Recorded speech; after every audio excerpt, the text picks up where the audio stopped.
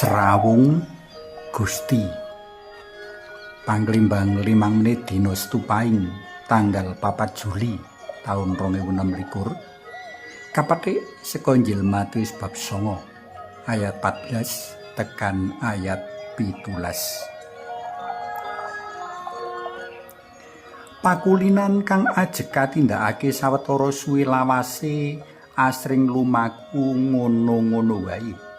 Marga ora kasadari maknane.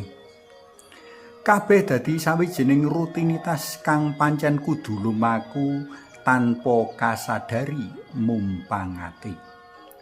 Kanggo para bapak umpamane tangi turu, nglempit selimut utawa sarung, adus utawa raup, njut tandang gawe.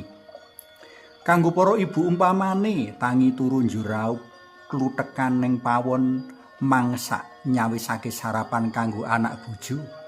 Adus njur tandang gawe kaya adat saben.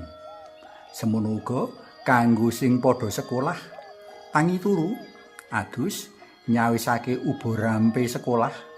Sekolah, dolan, nggarap tugas, sinau lan sak pituruté. Prakara saemper uga bisa dumadi jroning sembayang. Manut teori, sembayang mono mujudake tumindake manungsa jroning sambung srawung Gusti.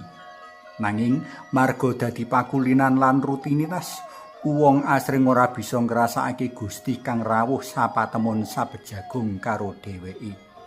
Kabeh rinasa kembo, ampang sarta lumaku sekedar kewajiban.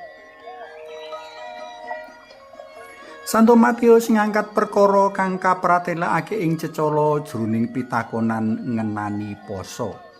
Gusti Yesus ora nampik pakulinan poso, nanging panjenengane ngoreksi cara anggone mahami ngenani poso. Ayatan poso ora amung kanggo netepi kewajiban agama, nyogok Gusti supaya ora mlebu neraka, apa meneh amung kanggo pamer marang liyan. Kanthi nyebut panjenengane minangka pinanganten kakung, Gusti Yesus mapakake diri minangka pancering urip iman kapitayan. Poso kudu kamangerteni minangka kupiya kanggo tetep bisa nyawiji Gusti sang sumber kabungan langgeng. Sak mangsa pinanganten ana, para penderek dalem urip jroning kabungan, dudu jroning kasungkawan. Poso nemokake maknane rikala lair saka sesrawungan tresna asih lan pangantu-antu marang Gusti. Kanthi mengkono, wong kang poso yaiku wong-wong kang kelangan Gusti, tininggal Gusti utawa jroning pangantu-antu ngenani rawuhe Gusti kang banget ditresnani.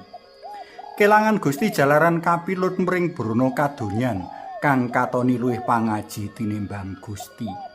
Tininggal Gusti jalaran manungsa kurang pangandel saengga rinasa kijenan kasepen.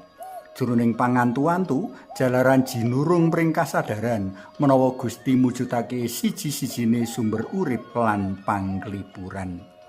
Gegambaran ngenani kantong kang anyar lan anggur kang anyar nandhesake menawa rawuh dalem Allah kang gesang ora bisa kabadasi dening cara pangrasuk agama lawas kang kaku. Iman kang satuhu nuntut ati kang terus kaanyarake, kaperbaharui ora amung saderma ketaatan sacara tata lair wae.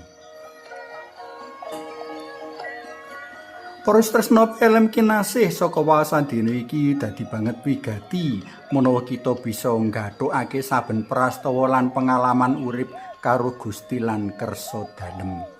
Banget wigati menawa kita bisa nggathukake saben pengalaman lan prastawa padinan karo ayahan sarta tuwuh ngrembakane iman kapitayan.